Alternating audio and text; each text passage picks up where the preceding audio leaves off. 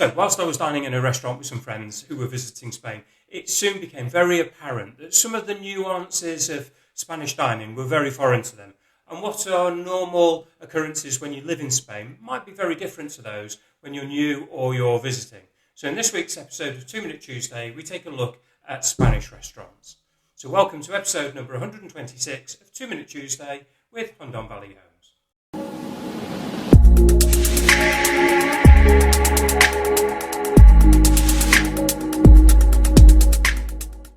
So first things first, Spanish dining times. Now, the Spanish eating day is somewhat different to that in, say, Northern Europe. So breakfast here is generally 10 o'clock till 10:30. Lunch is from 2 p.m. onwards, and evening dinner rarely starts before 8 p.m. and it's often much later. And this is obviously going to have an impact on restaurants' opening times as well. With few restaurants open all day, they'll normally open at lunchtime and then close and then open up again in the evening. Next up, we have wine choice. Now, generally, if you're in a smaller restaurant, the choice of wines is red or white. And if you choose white, you'll be bought a glass of white wine.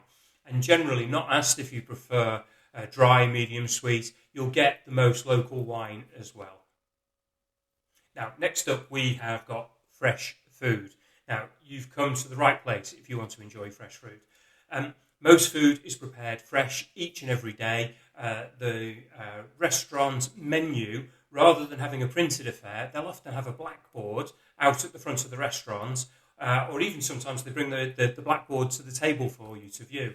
Now, don't always expect the restaurant menu to be in English as well, and that also goes for the staff speaking English. It's best to presume English isn't spoken and try your very best in Spanish.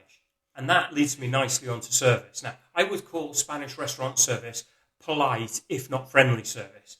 I would say that the service is nearly always professional. It's polite without being overly false and friendly. Some feel that it might be a little bit cold. However, when you see how big some of the restaurants are and how well they are run by so few staff, you'll see that the waiting staff are just very, very professional.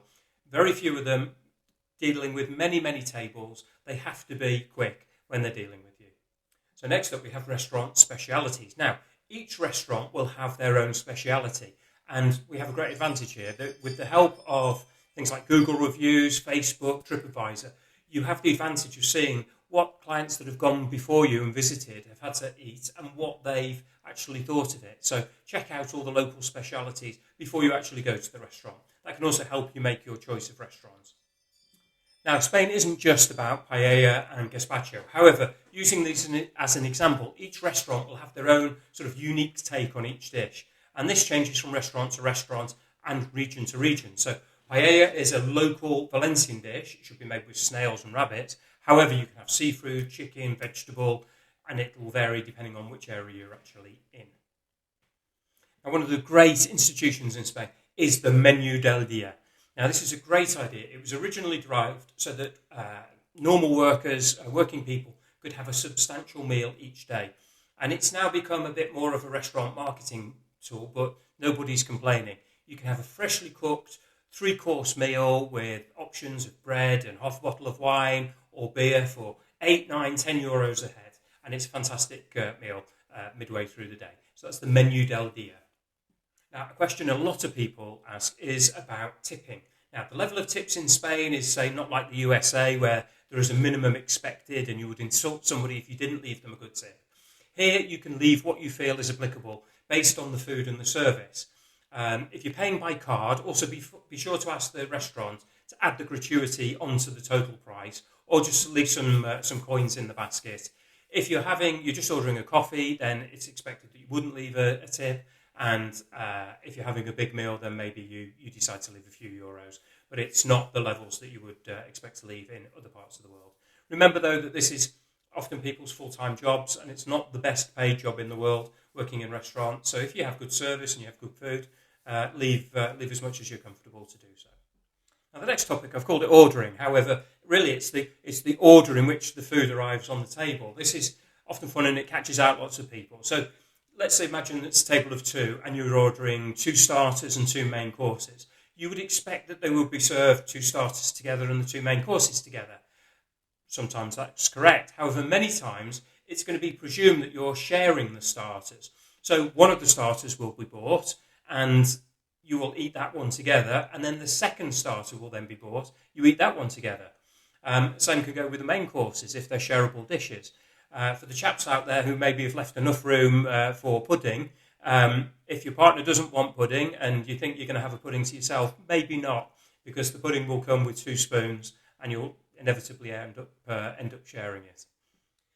Next up, we've got noise. Spanish restaurants are not the quietest places in the world. If you want a quiet table, please ask for one when you're booking it. Otherwise, be prepared to speak a little bit louder because they can be quite noisy as people are enjoying themselves having a meal. And now we've got the asking for the cheque or the bill. Now, normally the waiting staff will never bring the bill unless they're requested to do so. So don't just sit there waiting. Obviously, if the table is needed again, then of course they'll be there and asking you to pay. But normally people will leave you to enjoy the end of your meal, and there's no pressure put on you to pay. You'll often have to get the waiter or waitress's attention in order to request the bill. And that basically is it for this week's 2 Minute Tuesday. It's a bit of a fun episode. It's one just to get away from doing all of the taxes and laws that we often cover. So we hope you've enjoyed it. We look forward to seeing you for the next episode of 2 Minute Tuesday. Our details are on the screen at the moment. So if you have any questions or queries, please feel free to drop me a line, whether it's about any of the properties we have for sale, or if you're looking to sell a property, or even about the area itself. So until the next episode of 2 Minute Tuesday, thank you for your time. Adios.